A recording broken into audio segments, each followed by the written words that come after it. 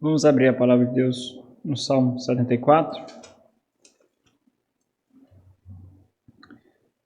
Nós vamos prosseguir na exposição do Salmo. Eu vou fazer apenas um resumo. Nós estamos numa série que tem conduzido as nossas reflexões da exposição de todo o Saltério, aprendendo com os Salmos. Esse é o título da série.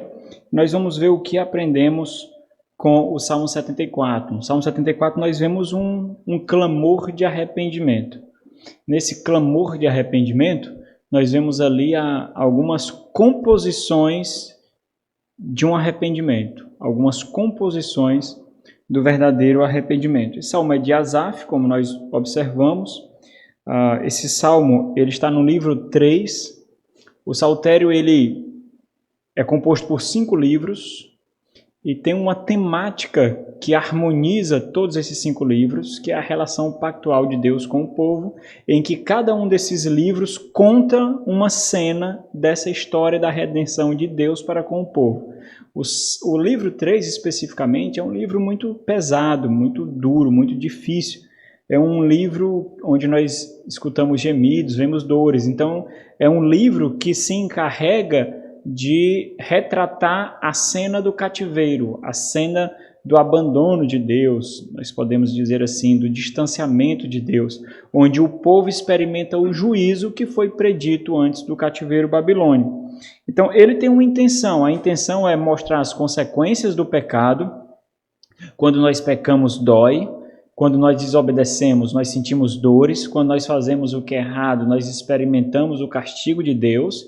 Mas ainda assim tem a finalidade de mostrar que Deus ainda continua amando o seu povo, se relacionando com o seu povo, apesar do próprio povo, apenas por causa de Deus. Por que isso é importante? Porque esse livro ele foi compilado, ele foi ajuntado, organizado depois do cativeiro babilônico. E agora o povo, os judeus, o remanescente judeu, aquela porção fiel, está retornando para Jerusalém para reconstruir a cidade e o templo.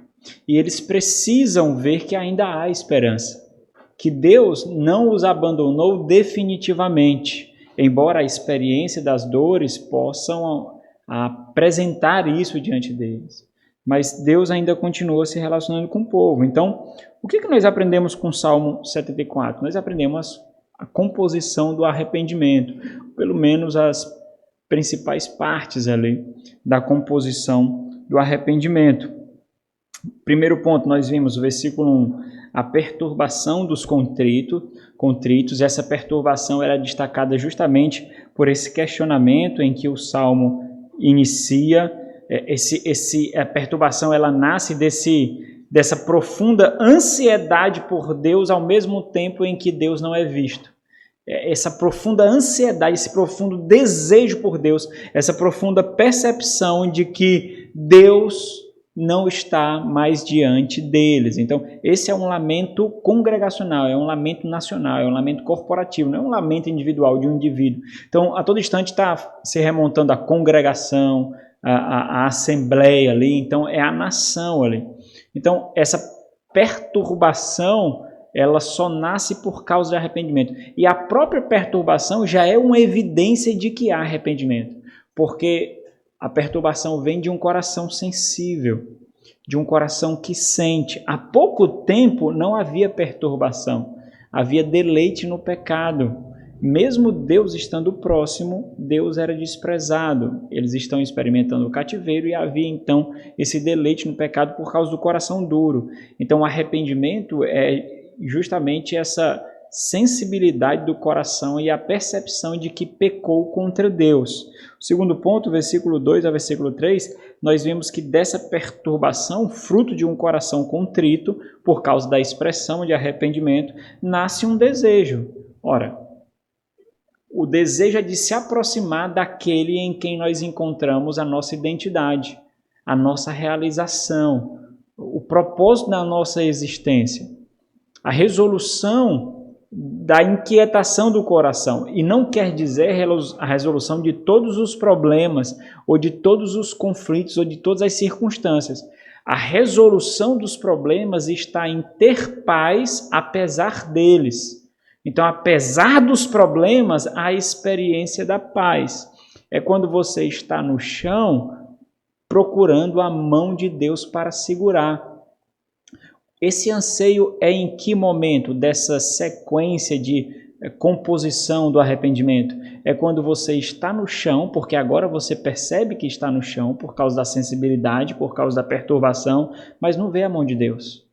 Você levanta a mão, você está tateando, mas está tudo escuro, você não vê a mão de Deus. E esse anseio é justamente esse clamor para que Deus se lembre, para que Deus olhe para esse povo específico, esse povo identificável, esse povo que é dele. Olhe para aquele com quem Deus fez um pacto, quem Deus ajuntou para si. Então esse anseio, essa sensação profunda, essa emoção profunda por Deus. Versículo 4 até o versículo 11, nós vimos o terceiro ponto nessa composição do arrependimento. A dor dos contritos.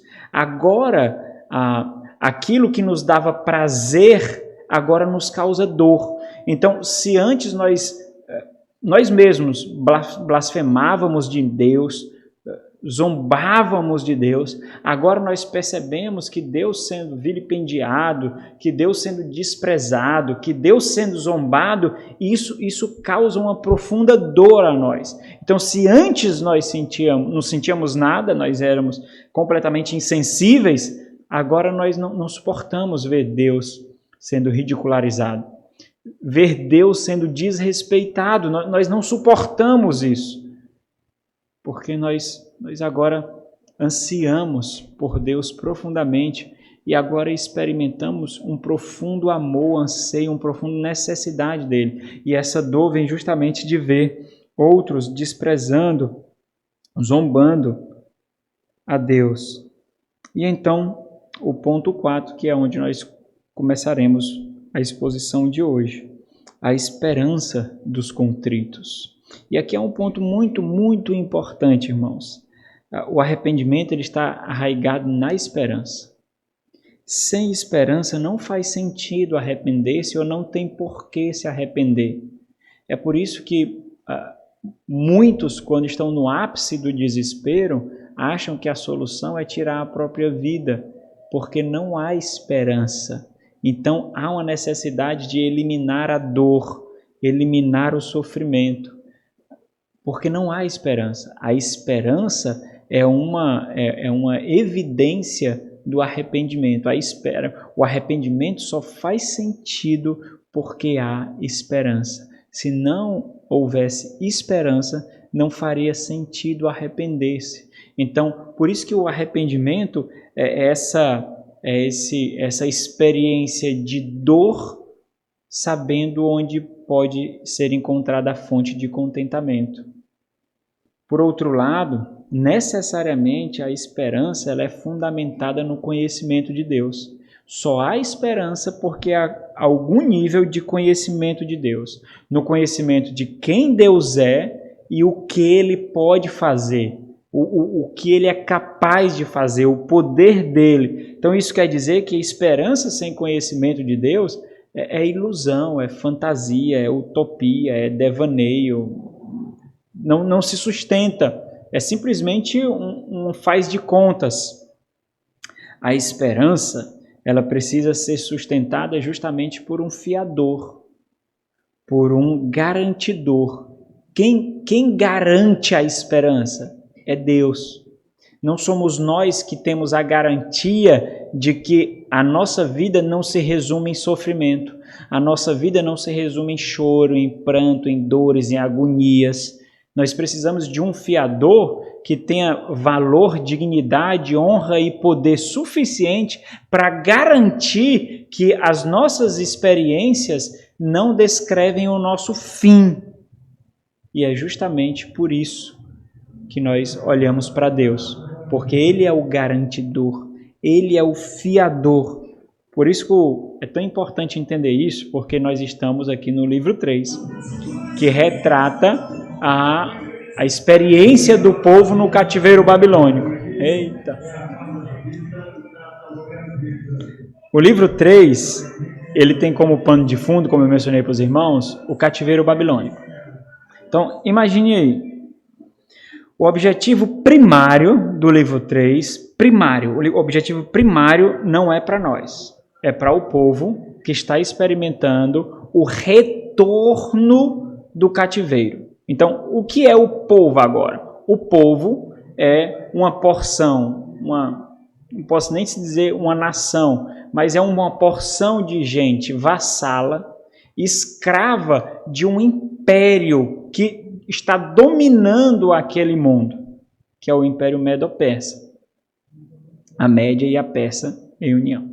Então, eles estão agora retornando para reconstruir a cidade e o templo, que está completamente devastada. E só pode retornar para reconstruir a cidade e um templo por permissão do imperador, por permissão do rei. Então, eles ainda continuam sendo um povo escravo, um povo debaixo de uma nação, debaixo de um juízo.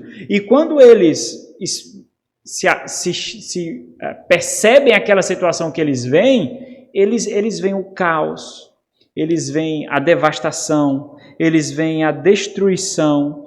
E o objetivo aqui é justamente retratar a consequência ou as consequências do pecado. O pecado traz devastação, o pecado traz destruição. A síntese é de que o pecado traz o caos. Deus não reina mais. Eles não veem ordem, eles não veem um centro de adoração, eles não veem o local da presença, da habitação de Deus, eles não veem Deus, eles não experimentam Deus. O mundo está em completa desordem, completa devastação.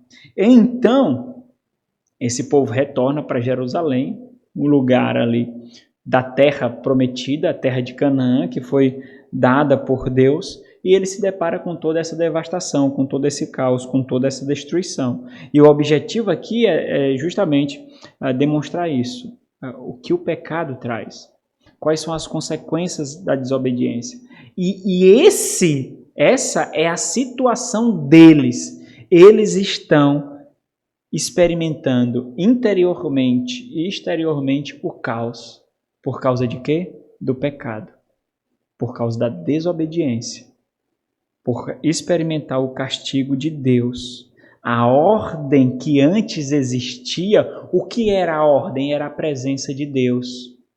É saber que nenhum povo, nenhum império, nenhuma nação seria capaz de remover a ordem estabelecida por Deus. Deus continuar no centro da existência, no centro da criação, e isso era testificado como? Pela preservação da presença de Deus, que era o povo. A presença do povo, a estabilidade do povo, a prosperidade do povo, a saúde do povo, a integridade do povo, era o sinal, era a evidência de que Deus estava no controle, de que Deus estava no comando, de que Deus estava sendo visto. Agora eles não veem mais ordem, eles veem destruição, eles veem a completa devastação. O que é que parece? Aquilo que eles experimentavam não existe mais. É como se o próprio Deus que criou, sustentou, estabeleceu toda a ordem com o seu poder, com a sua majestade, tivesse desaparecido, tivesse os abandonado. Toda essa ordem da criação não pode ser mais vista. Então, naquele instante, o caos parece apontar para quem? Para a vitória pagã. Então, todos os impérios, todos os povos tinham os seus deuses, que obviamente não são deuses verdadeiros, mas são anseios idólatras, arrogantes, egoístas de um coração que não conhece a Deus. Mas eles tinham os seus deuses, seu panteão de deuses. Então, quando eles venciam, quando eles conquistavam outros povos, eles consideravam que eram os deuses deles que deram vitórias para eles. Então, a percepção aqui de todas aquelas nações, né, todo o império medo-persa, é de que o Deus ou os deuses deles estão prevalecendo, e não o Deus verdadeiro, e não o Deus de Israel, e não o Deus da aliança. Então, o que é que eles fazem? Eles mostram que quem reina sobre esses deuses é o Deus de Israel, é o Deus da aliança. É justamente por isso que o arrependimento é necessário para fomentar essa esperança, e eles são ancorados no conhecimento de Deus. Por isso que eles lembram quem Deus é. Versículo 12 ele diz: ora, Deus meu rei, meu rei é desde a antiguidade. Ele é quem opera feitos salvadores no meio da terra, é onde eles estão, é o que eles estão experimentando. Nesse meio aqui, ele opera salvação, ele resgata, ele liberta, ele traz proteção. E aí o que é que acontece? Deus de Israel, ele subjuga os outros reis, ele subjuga os outros deuses. Então, o que é que os povos faziam? Pelo menos no Antigo Oriente Próximo, ali nos Cananitas, eles tinham suas criaturas mitológicas. E essas criaturas mitológicas eram levantadas como se fossem os seus deuses. Né? Então, por exemplo, o mar revolto, o mar com seu poder, era aquelas ondas gigantescas, destruidoras, era fomentada por um Deus que morava ali, por um Deus que habitava ali. E aí o versículo 13 e 14, eles descrevem essas criaturas mitológicas para mostrar como sendo subjugadas a Deus. Então, o versículo 13: tu com o teu poder, se referindo a Deus, divide o mar. E aqui o mar, a palavra é Ian. Ian é justamente uma dessas criaturas, é uma criatura mitológica que era um dos deuses do Antigo Oriente Próximo, um dos deuses ali dos Cananitas. Deus domou o Ian, que é traduzido aqui como mar. Deus domou o Ian, Deus conquistou o Ian, esmagaste sobre as águas a cabeça dos monstros marinhos. Taninim, aqui é o Tanin, que é outra criatura mitológica, outra criatura poderosa que os cananeus acreditavam. Versículo 14: tu espedaçaste as cabeças dos crocodilos. Então é interessante aqui, a gente já percebe que não é o crocodilo que nós vemos hoje, porque está se referindo às cabeças do crocodilo. Aqui talvez seja o mais conhecido, que é o Leviatã, que é outra criatura mitológica e poderosa que era tida como Deus. Então, o que é que ele está dizendo? Eles estão retornando para reconstruir Jerusalém e o templo. Está tudo devastado, destruição completa. Eles mesmos não estão libertos. Eles estão saindo sob o favor do rei, sob o favor do imperador. E eles estão sendo lembrados de que esses deuses em quem está atribuindo o controle do mundo, Deus conquista, Deus doma, Deus vence. Deus é aquele que subjuga. E deste, para alimento das alimárias, das criaturas do deserto. Então, o Senhor, Deus de Israel, é aquele que conquista as criaturas poderosas das crenças dos pagãos, os deuses falsos, aqueles que criam o caos. Deus conquista, Deus doma. Para quê? Para então estabelecer a ordem. Essa é a aplicação do salmista a respeito do pecado. Sabe o que o pecado traz? O pecado traz desordem. O pecado traz destruição. O pecado traz devastação. O pecado traz o caos. O pecado remove a ordem de Deus. E o único que pode colocar ordem é o Deus de Israel, é o Deus da aliança, é o Deus que tem poder sobre a criação. Por isso que o versículo 15, 16 e 17 demonstra isso. Quem é? E aí a esperança é ancorada no conhecimento de Deus. É interessante como é que ele fomenta isso, porque ele poderia ficar repetindo que Deus é minha esperança, Deus é minha esperança, Deus é minha esperança. Mas como é que ele aviva a sua esperança? Lembrando quem Deus é.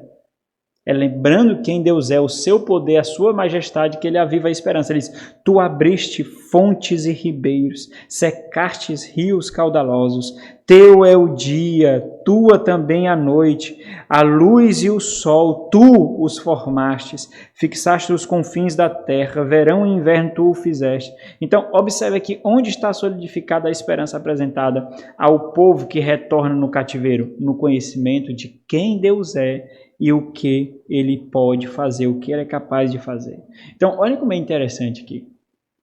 Se as experiências aterradoras nos açoitam para causar desespero, desânimo, agonia, como o crente revida com o conhecimento de Deus para forjar esperança? Essas sensações, essas experiências de dor, elas não sumirão assim, rapidamente, porque é um processo de desconstrução e construção, destruição e edificação. É o conhecimento subjugando a experiência, é o conhecimento domando a experiência, adestrando a experiência, porque nós somos muito mais dados a experiência, né? Então, qual é o ponto aqui? O arrependimento está arraigado na esperança. Sem esperança não faz sentido arrepender-se. Por isso, o arrependimento é desespero com consolo. É isso que o arrependimento é. O arrependimento necessário não é muito difícil de você perceber a veracidade de pessoas que dizem que se arrependeram e não esboçam nenhum nível de perturbação, nenhum nível de contrição, nenhum nível de dor, nenhum nível de agonia, nenhum nível de luta. Que parto é esse? Que novo nascimento é esse? Imagine que você nasceu do alto, se deparou agora com um mundo que não lhe agrada, mas você tem que viver nele. Você olha para o seu corpo e ainda vê um corpo que ainda tem os trapos do velho Adão. E você não se contenta com isso, mas você ainda tem que passar por ele. É necessário a evidência dessa luta, dessa dor, dessa agonia. Por isso que é esperança com consolo. E isso vai ser até a consumação dos séculos, até o Senhor voltar ou até Ele nos levar. E aí o último ponto, o apelo dos contritos. Se há esperança, há um apelo. O que é o apelo do contrito? O apelo do contrito não é para a sua própria honra. Por quê? Porque agora ele percebe o que ele causa. Quando ele se afasta de Deus, ele percebe o que ele causa. Ele traz o caos. Você, longe de Deus, você traz o caos para a sua vida, para a sua família, para onde quer que você esteja. Você leva o caos, você leva a destruição, você leva a miséria, você leva a devastação. Você caminha com o inferno. Então, eu sei que eu não tenho poder, dignidade e valor para ser fiador de mim mesmo. Não tenho. E isso me leva aos pés do Senhor. Isso me leva aos pés de Cristo, aos pés do Rei, para buscar a honra dele e não a minha. E eu sei. E aqui vem uma dinâmica assim fantástica dessa relação entre Deus e o seu povo, o testemunho de Deus através do seu povo e a preservação do povo de Deus para a honra do próprio Deus. Então, existe uma relação tão ligada do povo de Deus com Deus, impossível de ser separada. Impossível. E toda essa história da redenção testifica isso. Ninguém remove o povo de Deus dele. Ninguém. Impérios são levantados e os mesmos impérios são destruídos e o povo continua sendo de Deus. O mundo é conquistado e o povo continua sendo de Deus. Então existe essa relação. Então o apelo dos contritos é para quê? Para a honra pactual do Senhor, versículo 18 ao versículo 23. A honra pactual do Senhor. Então, observa isso. O povo de Deus, ele foi escolhido por ele mesmo. O Senhor sabia de toda a indignidade, o Senhor sabia de toda a desonra, o Senhor sabia de toda a sujeira, o Senhor sabia de todos os declínios, de todas as quedas, de todas as blasfêmias, de todas as zombarias, o Senhor sabia de tudo, tudo. Ele escolheu para ser um símbolo, um testemunho do caráter do próprio Deus. À medida que esse povo sem honra, sem dignidade, sem valor, sem poder, fosse preservado na terra, era a exaltação do nome de Deus que ecoava e ecoava e ecoava e ecoava entre as nações e entre a história.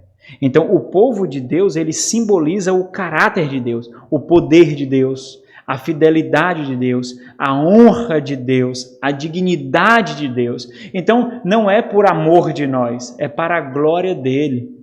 É para a exaltação dele, e nós fomos colocados com esse símbolo. Por isso, os que perseguem e insultam o povo de Deus lutam contra o próprio Deus. A todo instante nós vemos, em todo o livro dos Salmos, mas em toda parte das Sagradas Escrituras, mas especialmente no livro dos Salmos, nós vemos clamor a Deus porque o seu povo está sendo perseguido, porque os adversários o perseguem. E de repente nós vemos Senhor sendo requerido por causa dessa perseguição. Isso fica extremamente evidente quando Paulo, em Atos capítulo 9, está perseguindo a igreja e o Senhor o coloca na parede. Por que me persegues? Ele estava perseguindo a igreja, mas por que me persegues? Então existe essa união, essa relação que o próprio Deus causou. É por isso que nós chegamos à beira de desistir de alguma coisa, de alguma parte da nossa história, de algumas experiências. Nós chegamos à beira do precipício, mas nós não pulamos. Por quê? Porque não cabe a nós. Simplesmente não cabe a nós. Você se depara com a reflexão lógica, pactual, impossível de ser vencida. Para onde eu vou? Imoralidade? Corrupção? Carnalidade? Perversão? Se eu já experimentei do Senhor, o que mais pode me contentar? O que pode me dar satisfação se eu experimentei as coisas do mundo por vir, as coisas lá do alto? O que pode me dar maior contentamento se o gozo que eu tenho, embora as lutas, é eterno? Não dá. Simplesmente não dá. Apesar de nós cogitarmos e cogitarmos e cogitarmos. Quem nunca cogitou, irmãos? Eu já perdi a conta de quantas vezes eu cogitei. Perdi a conta. E eu sou vencido pelo Espírito Santo de que fantasia aí, fica fantasiando, mas não vai dar em nada. Nós somos o símbolo do caráter de Deus. Por isso, embora a insensibilidade causa um tipo de esquecimento que mata, é na agonia que nós experimentamos a mão pesada de Deus para nos lembrar desse próprio Deus de quem nós somos e em quem nós podemos buscar refúgio, fortaleza e contentamento. E diante disso, o próprio Deus é colocado como fiador das nossas lágrimas. Por amor ao teu nome, Senhor, salva-me. Por amor ao teu nome, livra-me.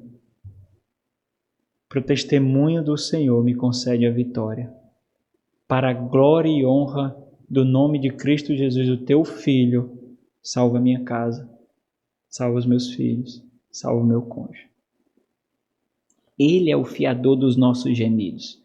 Ou será que nós temos dignidade para que as nossas lágrimas cheguem ao trono de Deus e seja valioso o suficiente para Deus, para então Ele ouvir os nossos gemidos? As nossas lágrimas não têm tanto poder assim não, irmãos. O nosso gemido, a nossa dor não tem tanto poder assim não. Quem tem poder é quem leva. Quem leva não sou eu, não é você. É aquele que intercede à destra dele. pelo seu Santo Espírito. É esse que tem o poder. É esse. Então, nós pleiteamos para que nós continuamos ser o testemunho dele nesse mundo mau, nesse mundo perverso. Então, o arrependimento os faz retornar para Deus, porque há a percepção de que não é o povo que está sendo insultado, é Deus que está sendo insultado. Então, o versículo 18 ele diz: lembra-te disso. Aqui é uma ordem, né? Aquele imperativo divino é um grito, né? Essa volição apaixonada aqui. Lembra-te disso. Lembra-te disto: o inimigo tem ultrajado ao Senhor, e um povo insensato tem blasfemado o teu nome. Não entregues a rapina à vida de tua rola, nem te esqueças perpetuamente da vida dos teus aflitos. Eles estão retornando aqui, irmãos. Estão entoando, retornando e entoando. Versículo 20. Considera a tua aliança. Olha que coisa bela. Nós sabemos o que nós fizemos, o que a geração passada fez, nós sabemos. Mas tu tens uma aliança, Senhor. Tu jurastes a teu servo Davi que não faltaria um descendente no seu trono. Tu não mentes. Nós sabemos que não temos valor a parte de ti, por isso que agora nós estamos diante do Senhor. Lembra-te da tua aliança, não por nós, mas por causa do Senhor. Pois os lugares tenebrosos da terra estão cheios de moradas de violência. Não fique envergonhado o oprimido. Por quê? Porque há esperança. Porque há honra em Deus. Louvem o teu nome, o aflito e o necessitado. Levanta-te, ó Deus, pleiteia a tua própria causa. Não é nossa, é tua. Levanta-te, lembra-te de como o ímpio te afronta todos os dias. Não te esqueças da gritaria dos teus inimigos. Essa gritaria é de blasfêmia, de zombaria, porque estão exaltando a vitória em nome de outros deuses, do sempre crescente tumulto dos teus adversários. Então o arrependimento ele causa justamente essa percepção de que sem Deus nós não somos nada. Estar pactuado com Deus é a única maneira de termos paz e vida. Isso significa que não existe honra no ser humano à parte de Deus. É honrando a Deus que nós encontramos honra. E para a gente finalizar, é muito importante entender que essa composição aqui do arrependimento é causada apenas por Deus. Arrependimento não é uma profunda sensação de vergonha. Apesar do arrependimento haver aspectos ali de remorso, no remorso não há esperança, no remorso não há louvor, no remorso não há consolo. O remorso seco, o remorso é a tristeza por ter sido descoberto, por ter sido encontrado o seu erro, por ter sido pego em flagrante, por ter sido desonrado, por estar envergonhado, humilhado. Aí é o remorso. O arrependimento, nós ficamos nus. Eu sei quem eu sou, mas mais do que isso, eu sei quem tu és. E isso me faz me prostrar diante da cruz, diante de ti, porque eu sei quem tu és. Nu. Estão falando isso? Fale. Eu sou muito mais. Eu sou bem pior. Fale. Continue falando. Talvez as minhas humilhações me açoitem e me levem em contrição e desespero aos pés de Deus. Fale. No arrependimento, há um profundo anseio por Deus somente, unicamente, providenciado pelo seu Filho, a nossa ponte suprema, sólida o suficiente para nos levar até Ele. Abra aí em Hebreus capítulo 13. Hebreus 13.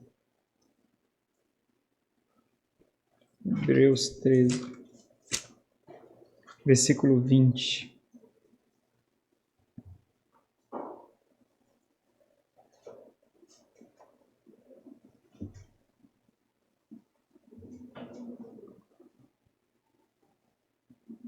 Ora, o Deus da paz, que tornou a trazer dentre os mortos a Jesus, nosso Senhor, o grande pastor das ovelhas, pelo sangue da eterna aliança.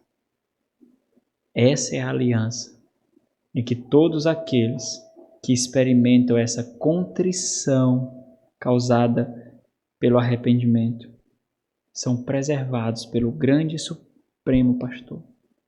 Quando nós estamos em Cristo, que agonizou as dores da contrição por amor ao Pai e por amor a nós percebemos que essa composição do arrependimento é experimentada por nós e é uma evidência de que realmente nós nascemos de novo. E ela não pode ser fabricada. O puritano chamado Thomas Brooks, falando sobre contrição, ele disse: o arrependimento é uma fonte perene, na qual as águas de uma tristeza santa estão sempre fluindo. Isso acontece uma vez de uma forma avassaladora, que encena interiormente e exteriormente esse nascimento e essa vinda do alto. Mas é algo que é experimentado todos os dias e todos os instantes, por uma percepção agonizante de que Deus foi desonrado por um testemunho nosso. De que Deus foi zombado por uma falha nossa. Agonizante, irmãos. Nós saímos ou caímos do salto, como é que diz? É isso. Descemos do salto. É isso. Não importa a aparência. Só importa uma coisa. Você falhou no papel que você teve de honrar e exaltar a Deus na terra. Todos os dias. Todos os instantes. Quando você vai para Deus e diz: mais uma vez, Senhor, eu estou aqui para te pedir perdão. Quantas vezes o Senhor escutou isso? Quantas vezes? Eu mesmo não me perdoaria de forma alguma de tantas vezes. Mas o Senhor faz isso. E essas palavras, elas são meios através dos quais o Senhor chega ao coração e consulta se essas palavras harmonizam com a contrição verdadeira do coração. E quando isso acontece, o Espírito Santo concede uma paz, mesmo em meio às experiências das consequências dos nossos erros. Por quê? Porque há esperança. Há esperança para o coração contrito. Há esperança para os arrependidos. Vamos orar.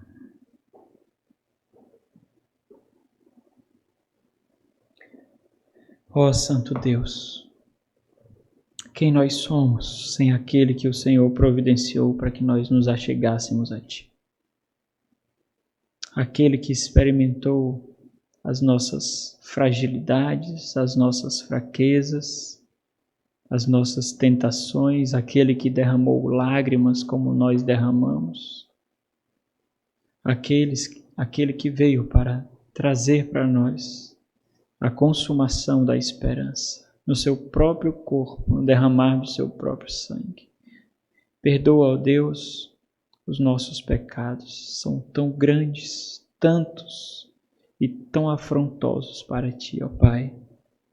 Perdoa-nos, ó Deus, que por Tua graça e para a honra e glória do Senhor e do nosso Salvador Jesus Cristo, nós possamos experimentar essa profunda contrição e essas composições do coração, do arrependimento, sejam constantes na nossa vida, ó Deus. E mesmo lutando essas lutas, agonizando essas dores, diante dos nossos erros, vacilos e afrontas, que nos lembra que o pecado causa dor, que a desobediência traz o caos, nós possamos descansar na salvação e justiça conquistada na cruz por Cristo Jesus. Amém.